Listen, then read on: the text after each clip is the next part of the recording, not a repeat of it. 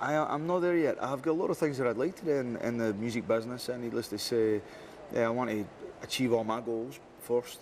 Yeah. And then once I achieve my goals, I think at that point I would like to turn around and try my best to maybe help somebody else achieve theirs, you know, on some level, whether it be through a label or management or just simply writing songs, you know. But no, I've got a lot of things I'd like to do. There's parts of the world I'd like to go and share my music. Europe, definitely. Europe for one, for sure. Asia, I'd love to go to Asia and do it. And to be honest, I'd like to go to South America and Africa also. Yeah. I just think that there's a lot of music there to be, for sure. for me to experience also, you know. Yeah. So yeah, I'm sort of taking one day at a time, sweet Jesus, as I say, you know, and just getting on with it. So. Is there a part of the country, or I don't know, different country that has had a big response to you that maybe you never expected? Yeah, you know something, the North American Native community has been unbelievable to me. Wow. Yeah, I've always, I wasn't surprised by it. I've always been drawn to that spirituality, and the response for that community has been unbelievable, you know. Wow. And So, do they tell you, they sense absolutely. like a spiritual essence to your music, or do they say anything to you that way? You know, just some stuff happened across the road. Like one man came up and gave me an eagle feather and told me that I was supposed to have this. Oh. And I went, thank you. He said this will protect you and your family, and it moved me. You know, it really did move me. And then there's been other situations where I've spoken to elders, and they've told me that, you know, they're very happy that I'm here and I'm singing the songs I'm singing, and etc. And I'm drawn to it. I don't really know why at this point, but I'm sure I'll reach some sort of level of enlightenment at some point in my life. But that community's been wonderful. You know, Western Canada, Eastern Canada, all Canada. You know, they've opened up their hearts, they've opened up their arms, and accepted me as one of their own, and for that I'll forever be grateful. But don't you believe, because you are, you know, I think you're in a very positive place, and your message is always positive. And I think if you're in that place, I think you have no other, nothing, I mean, I think you're destined to keep reaching different levels of enlightenment. Yeah, I think and it's I see you good karma. definitely on that. Yeah, you know, I've always believed in karma. You know, you always get what you give, right? So I try my best to give as much love as possible, and in return, so far, that's all I've received is love. You know, for yourself and the people around me, for people selling out a theatre in my hometown where I moved when I was a boy. You know, there's amazing things happen to me, and the least I can do is to try and continue that. You know.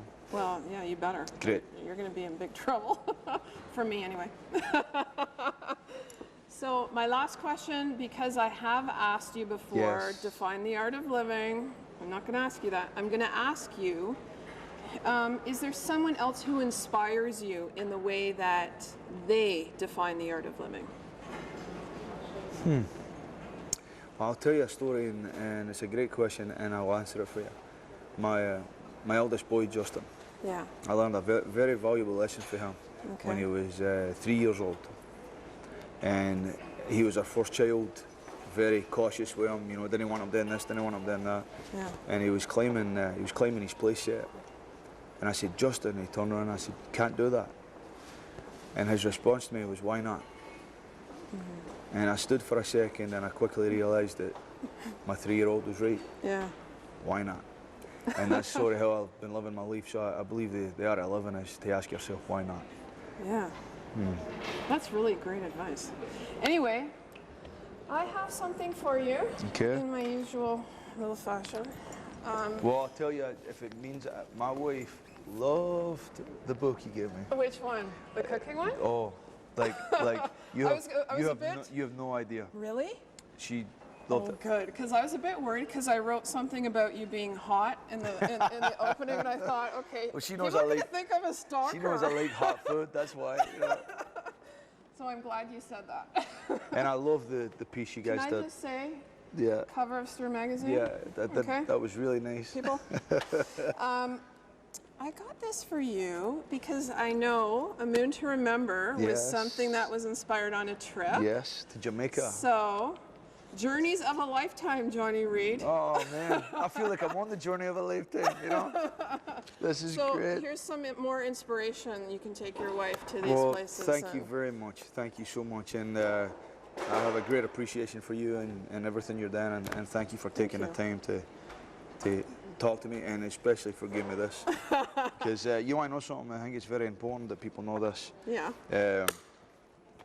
My boys and I, we sit down and we read maps. Believe it or not. Is that right? Because I want them to learn about the world. You know.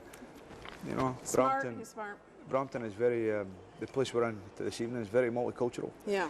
And that's one of the things I miss about being here is I miss the multiculturalism. There's a lot of beautiful people here, and from different parts of the world. Yeah. And I think it's very important to learn about that. So thank you for this. I will share this with my boys. You're welcome. And I appreciate you. You're welcome. Do you have anything to say to Brampton? Thanks for Shoppers World. Well, thank you very much, Johnny Reid. Thank you, darling. Thank you. I appreciate Thank it. you. Is there any little song you want to like sing for us? Oh, man. Little bit of a snippet of Yeah. something, you know, that we can. Well, I'll sing. There's a wee song we're going to sing tonight called "Keep Working on Me," and it's Yeah.